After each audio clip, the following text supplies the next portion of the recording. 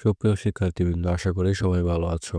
আজকে আমরা ষষ্ঠ শ্রেণীর দ্বিতীয় অধ্যায় বাংলাদেশ ও বিশ্ব পরিচয়, বাংলাদেশের ইতিহাস এইখান থেকে শুরু করব। প্রাচীন যুগ থেকে হিসেব করলে মৌর্য, শুঙ্গ, কুষাণ, গুপ্ত, পাল ও সেন শাসনের ধারাবাহিকতা এসেছে মধ্যযুগ। বখতিয়ার খলজির নদিয়া জয়ের পরে বাংলায় প্রতিষ্ঠিত হয় মুসলিম শাসন। এরপর পলাশীর যুদ্ধে নবাব সিরাজউদ্দৌলা পরাজয়ে বাংলা ও ভারতবর্ষ চলে গিয়েছিল ইংরেজদের দখলে। দীর্ঘ আন্দোলন ও সংগ্রামের পর 1971 সালে মহান মুক্তিযুদ্ধের মাধ্যমে আমরা পেয়েছি আমাদের এই বাংলাদেশ। বাংলাদেশের মানব বসতি ও রাজনৈতিক ইতিহাস, শুধু ইম্পর্টেন্ট লাইনগুলো আমরা এখন পড়ব। তোমরা সবটা বই একবার করে রিভিশন দিবে, ইম্পর্টেন্ট লাইনগুলো অতি গুরুত্ব সহকারে পড়বে।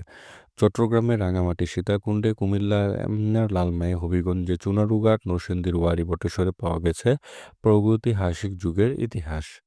এর মধ্যে রয়েছে পাথর, ফসিল, কাঠের হাত কুঠার, বাটালি, তীরের ফলক প্রভৃতি।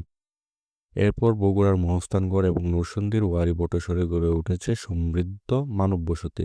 মহস্থানগড়ে অবস্থিত প্রাচীন নগরটির নাম পুণ্ড্রনগর, যা খ্রিস্টপূর্ব 4th শতকে গড়ে উঠেছিল। এদিকে ওয়ারী বটেশ্বর থেকে পাওয়া গেছে গুরুত্বপূর্ণ মানব বসতির চিহ্ন। সমসাময়িককালে ভারত উপমহাদেশে 16টি মহাজনপদের নাম জানা যায়। উপমহাদেশের বিভিন্ন জনপদের মৌর্য যুগ পূর্ব রাজনৈতিক ইতিহাস জানা যায়, তবে বর্তমান বাংলাদেশের অংশের ইতিহাসের প্রাথমিক নিদর্শন হিসাবে প্রাপ্ত শিলালিপিটি মৌর্য যুগের বলে মনে হয়। অনেকের মতে শিলালিপিটি সম্রাট অশোকের জারিকৃত। এই শিলালিপির বিবরণ থেকে অনুমান করা যায় মৌর্য সম্রাট অশোক পুণ্ড্রনগর শাসন করেছে। গুপ্ত যুগ গুপ্ত যুগ তারা ভারত উপমহাদেশের উত্তর অঞ্চলের শাসক ছিল। বর্তমানে উত্তরাঞ্চলে পুনর্বর্ধনভুক্ত নামে একটি প্রদেশ গুপ্তদের শাসনামভুক্ত ছিল। বাংলাদেশের বিভিন্ন অঞ্চল তখন পুনর্বর্ধন, বঙ্গ, সমতট, গৌড়, বরেন্দ্র, হরিকেল প্রভৃতি জনপদ নামে পরিচিত ছিল।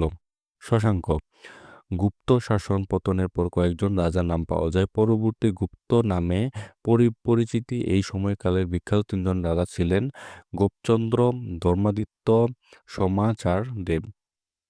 তারপর 7ম শতকে শশাঙ্ক নামে একজন প্রতাপশালী শাসকের পরিচয় পাওয়া যায়। তিনি গৌড়ের শাসক ছিলেন। তার উপাধি ছিল গৌড়েশ্বর। পাল রাজবংশ বাংলাদেশে দীর্ঘদিন শাসন করে থাকে। এই বংশের প্রতিষ্ঠাতা ছিলেন গোপাল। তিনি মৎস্যান্যায় তথা মাছের রাজত্বের মতো অরাজকতা দূর করে গৌড়ের সিংহাসনে বসেছিলেন।